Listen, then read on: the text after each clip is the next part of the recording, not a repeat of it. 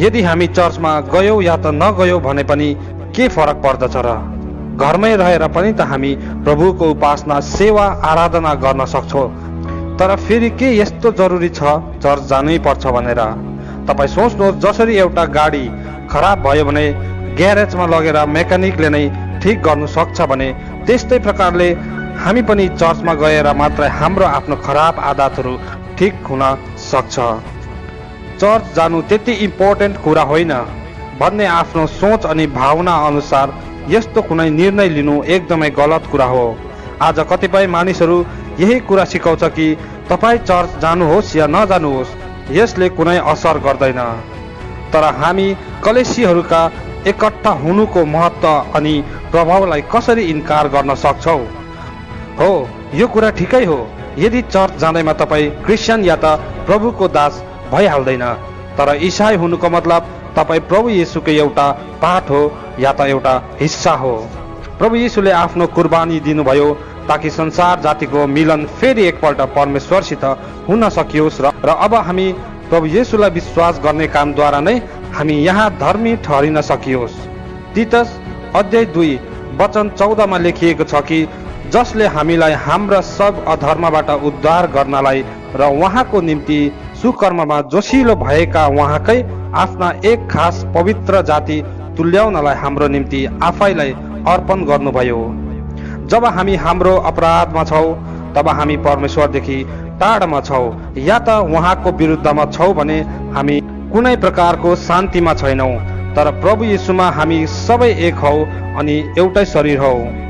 रोमी अध्याय 12 को वचन 5 मा यो लेखेको छ कि त्यसरी नै हामी जो धेरै छौँ हामी पनि ख्रीष्टको एउटै शरीर हौ र भिन्न भिन्नै एक दोस्रोका अङ्ग हौ। हामीलाई यहाँनिर एउटा कुरा बुझ्न एकदमै जरुरी छ कि यदि हामी सबैजना प्रभु येशूको साथसाथै बस्न चाहनुहुन्छ भने हामी उहाँको शरीरको साथमा सँगै बस्नुपर्छ। तर यदि हामी चर्च जान चाहनुहुन्न भने यसको क्लियर मतलब छ कि अहिले पनि हामी अपराधमा नै छौँ। जब हामी सोच्दछौँ कि चर्चको बारेमा या त चर्च जानुको बारेमा भने हाम्रो दिमागमा एउटै कुरा आउँछ कि बिल्डिङको छवि आउँदछ। तर चर्चको मतलब बिल्डिङ होइन, तर चर्चको मतलब ती इसाई मानिसहरू हुन् जसले चाहिँ प्रभु येशूमा विश्वास गर्दछ। म तपाईँको अघि 5 वटा कारणहरू राख्नेछु कि किन हामी चर्च जानु इम्पोर्टेन्ट छ। पहिलो कारण, पौराणिक युगका कलेसीहरू पनि आराधनाको निम्ति एकजुट हुन्थ्यो। उनी सबैजना एकट्ठा भएर उपासना गर्थ्यो, प्रार्थना गर्थे, शिक्षा दिन्दथे, प्रभु भोज गर्दथे र एक अर्काको विश्वासलाई बढाउने काम गर्दथे। प्रभु भोजको आज्ञा हामीलाई प्रभु येशूले नै दिनुभएको हो। यदि हामी कलेसीमा एकसाथ हुन चाहेको छैनौँ भने यसको मतलब हामीले प्रभुलाई इन्कार गरिरहेका छौँ। हामी उहाँको आज्ञाको पनि इन्कार गरिरहेका छौँ। र दोस्रो कारण, हामी जान्दछौँ कि पौराणिक युगका मानिसहरू पनि आराधनाको निम्ति एक ठाउँमा जम्मा हुन्थ्यो र यहाँ लेखिएको छ हिब्रू 10 अध्यायको 25 वचनमा, कसै कसैको बानी भए झैँ हामी एक ठाउँमा भेला हुनलाई नछोडौ, तर दिन नजिक नजिक आइपुगेको तिमीहरूले देखेकै हुनाले एउटाले अर्कालाई झन बढ्ता गरेर अर्ती दिँदै गरौ। र प्रिय मित्र हो, यी वचनहरूद्वारा परमेश्वरको डाइरेक्ट आज्ञा हो कि हामीले एकट्ठा हुनु छोड्नु हुँदैन।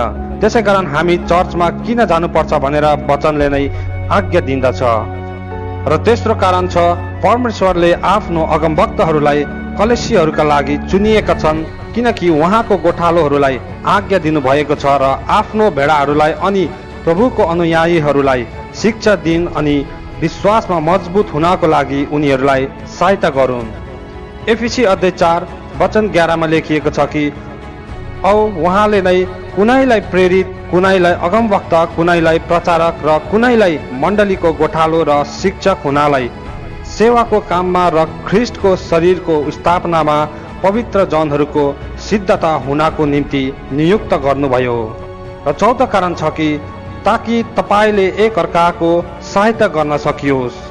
धेर जस्तो मानिसहरूले यही सोच्दछ कि चर्चमा गएर मैले के पाउँछ र, तर हामी यो कम्ती मात्रामा सोच्दछौँ कि कलेसीमा मैले के दिन सक्छु, कसरी मैले अर्को विश्वासीको सहायता गर्न सक्छु। किनकि परमेश्वरले प्रत्येक मानिसहरूलाई केही न केही गिफ्ट दिएकै हुन्छ कि कसरी एक अर्कामा उत्साहित उत्पन्न गराउनु, कसरी एक अर्कामा सेवा गर्नु। किनकि गलाती अध्याय 6 वचन 2 मा लेखिएको छ कि तिमीहरू एउटाले अर्काको भार उठाउ र यसरी ख्रीष्टको व्यवस्था पूरा गर। र कारण नम्बर 5, प्रभु येशूको उदाहरणलाई अनुसरण गर्नुको लागि। हामी इसाई भएर हाम्रो यही दायित्व हो कि हामी प्रभु येशूलाई फलो गर्नुपर्छ। र उहाँको विषयमा लेखिएको छ कि अनि उहाँ नासरतमा आउनुभयो, उहाँ त्यही हुर्कनु भएको थियो औ आफ्नो दस्तुर अनुसार विश्रामको दिनमा सभा घरमा गएर पढ्नलाई खडा हुनुभयो। अब यहाँनिर दस्तुर अनुसार मतलब रेगुलर आफ्नो नियम अनुसार गर्दथे। अब हेर्नुहोस्, प्रभु येशू त्यस समयमा पनि रेगुलरली आफ्नो सङ्गतिमा एकट्ठा भएर आराधना गर्नुहुन्थ्यो भनेपछि हामी चाहिँ किन नगर्नु पर्ने। अब म यहाँ स्पष्ट गर्नेछु कि कतिपय मानिसहरू चर्च जानु, सङ्गतिमा एकट्ठा हुने स्थिति छैन, तर उनीहरूले हृदयबाट चाहिरहेको हुन्छ कि तिनीहरू पनि चर्च जान सकियोस्, सङ्गतिको हिस्सा बन्न सकियोस् भनेर। तर उनीहरूका कुनै प्रब्लम या त आफ्नो हालतको कारणले गर्दा उनीहरू जानु सकेको हुँदैन। तर तपाईँमा कुनै प्रकारको मजबुर छैन या त जानी बुझिकन नै चर्च गएको छैन भने त म तपाईँलाई उत्साहित गर्न चाहन्छु कि प्लिज तपाईँ चर्च रेगुलर जानुहोस् अनि येशूको एउटा हिस्सा बन्नुहोस्। तर फेरि एउटा यहाँनिर प्रश्न उठ्दछ कि जानु त जानुपर्छ, तर कुन चाहिँ चर्चमा जानु ठिक हो? यो प्रश्न हामीले उठाउनु जरुरी छ, किनकि आजकल धेरैवटा झुटा अगमवक्ता, झुटा शिक्षाहरू कलेसियहरूमा फैलिँदै जाँदैछ। धेरै झुटा शिक्षा दिनेवाला चर्चहरू पनि छन् जसबाट हामी एकदमै सावधान रहनुपर्ने आवश्यकता छ। र यस विषयमाथि हामी एउटा अर्को भिडियोमा जान्नेछौँ हामी कुन चर्चमा जानुपर्ने हो या नजानुपर्ने हो भनेर। र अहिलेलाई यहाँसम्मै राख्दैछु अनि प्रभुले तपाईँलाई धेर सारा आशिष दिउन् भनेर म यहाँबाट प्रार्थना गर्दैछु। आमेन।